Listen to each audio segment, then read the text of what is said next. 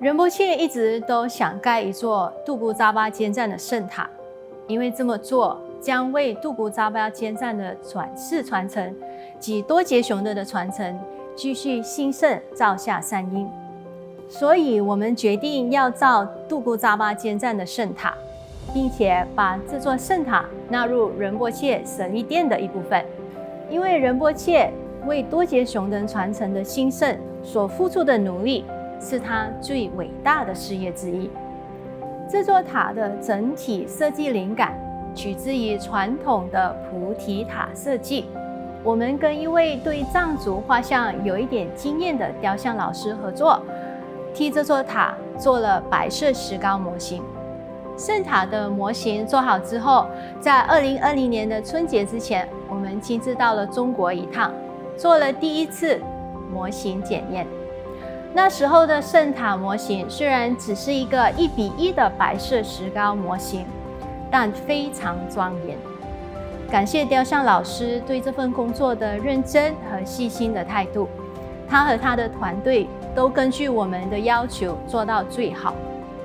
我们很高兴找到中国最大规模的雕像制造专家来合作。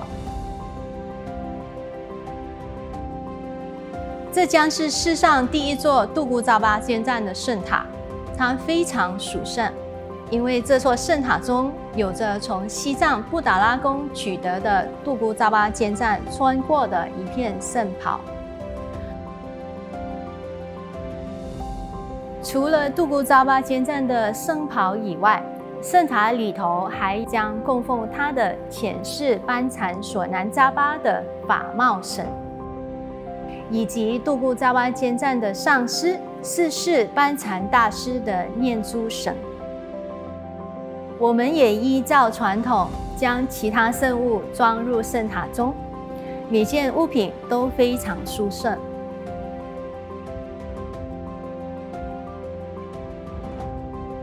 圣塔是采用锡青铜铸造，锡青铜比其他铜材料来得更耐腐蚀、耐磨，有较好的力学性能和工艺性能，并能很好地焊接和铅焊，这样圣塔就会做得更加的精细。目前圣塔已经在抛光的最后一个阶段了，也就是说，技术人员已经在为最细节的部分进行打磨了。